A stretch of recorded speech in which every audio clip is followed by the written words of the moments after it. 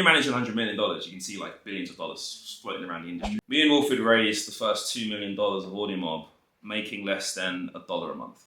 So yeah, AI has completely changed the game, and it's not just for my industry, it's pretty much every industry.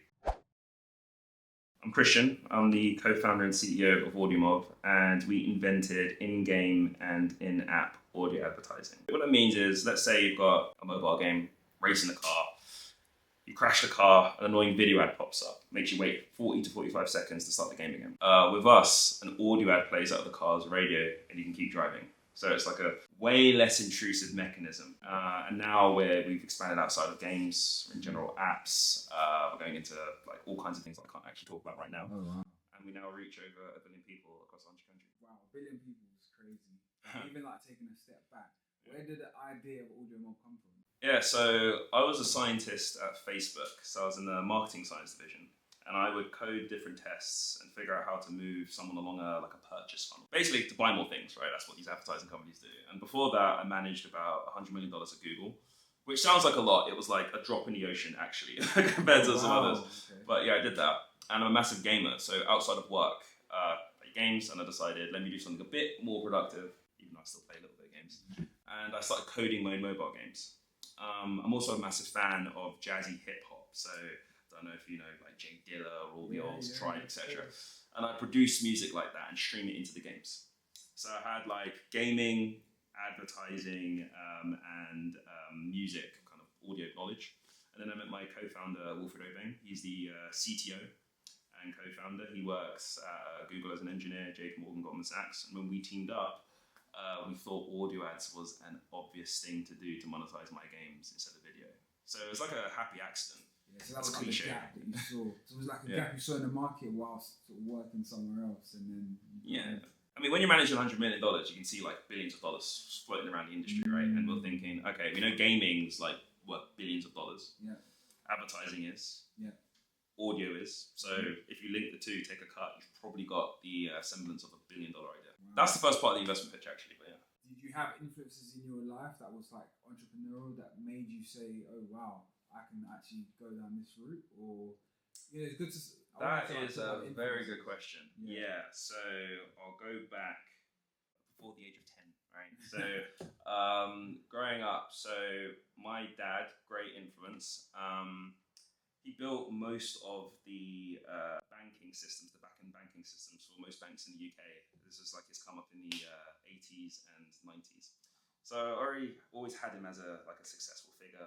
And he's always teaching me, not to be a fly in a jar. There's no glass ceiling, etc. So all of the rooms that I walk into, and again, this is not typically common because of the environment, that people that look like me, when you're the only ones that look like me in these rooms with like billionaires or big clients or whatever it is, there tends to be some kind of hindrance, some kind of belief that you can't do what people that are much more successful don't look like you can do. So I've never ever had that. And I, growing up, know that that's unfortunately more rare. And I know Wilfred has the same mentality as well, and many, many other founders that look like me that have done much more than me, right? So that was a great influence. And my granddad as well. So not many people know this, but he was the first black manager of London Underground when it like opened. Wow. And back when it's a very, very common job now, then it was like a very advanced job, right? Very prestigious job. Yes. And he would say, exactly the same thing. So a lot of people in my family have always had this mindset, and this has definitely been instilled into me. So that was the first major influence I had. Which is even crazy you even said that.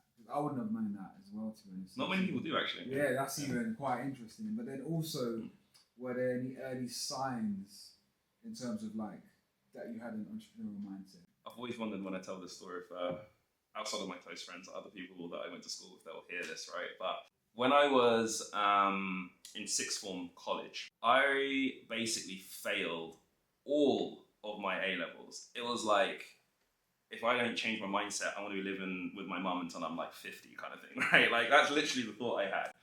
And I was like, okay, and this was at 16.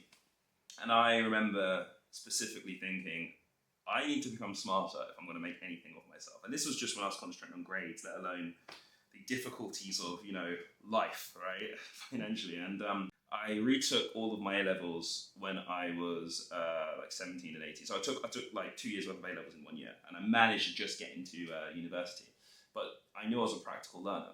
So I did two things. The first thing was, well, I was working at Primark, right, at that age, and I needed more money, right? But you know, it's a minimum wage job. You know, you don't get that much money. I know I needed more money. Why? Because I wanted to actually trade foreign exchange to increase my knowledge on economics, macro and microeconomics, to improve my grades.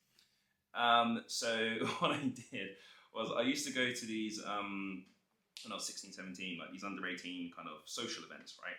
And everyone would complain about these social events. Oh, there's fights that break out. No one knows. Like the tickets were organised very poorly. The venues were really shoddy. My best mate, Zach, still talk to this day. Well, I was like, okay, if we solve this problem, we could make thousands upon thousands of pounds. It was a lot for a 16-year-old with a minimum wage job. Yeah, exactly. So I was like, okay, if we go to Bedford Council, we get permission to get a better venue. If we put UV lights on the tickets, if we make sure that we blacklist anyone that previously fought at the previous events, etc. So we did all this and we pitched it to like the whole year, and they bought it. And then we suddenly were organising the sixth form socials. And you know, I remember I had like boxes of like £10 notes, and I was like, this is so much money! Oh my gosh! And it was the first time I made like what I considered then like real money. And then I used the profits from that to trade foreign exchange. Now, did it go well? Absolutely not.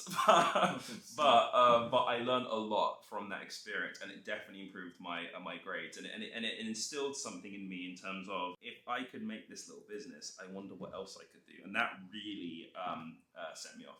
There's another major influence, because I tried 9 different companies before I came to AudioMob, and that was by the time I was at Google, where I was like testing ideas and really trying to think of, what would I leave this company to do, kind of thing.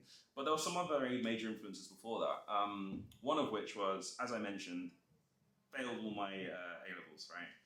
Got, you know, just enough to get into university, went to Kingston. Lots of entrepreneurs come from Kingston University, so it did the job of providing the bubble that I needed to work on myself. Getting a first class degree really meant a lot to me. Like, I was absolutely relentless. Like, I was like, okay, a percent of my degree, I'm treating it like a year of my life. Like, I was absolutely relentless getting those grades, because, again, and I still think to this day, like, I want to be better, I want to be smarter, I want to like do more. And I went from failing student to getting straight A's. And once I got that first class degree and I got A's across the board, I'm like, man, that I completely flipped the script. And the reason that influenced me a lot. And I didn't understand this when I was like doing internships, and like there's all these big figures. Like I did an internship at Hewlett Packard, at the time biggest technology company in the world. I remember there's this guy called Barry. He was a technical salesperson. He was managing the biggest deals. And I didn't get it then, and my dad used to say it, but when they put their mind to something, they absolutely can do it. And I didn't really understand what that meant until I got the first class degree. Because then I started going for jobs that I didn't think were possible. Like I went for Google.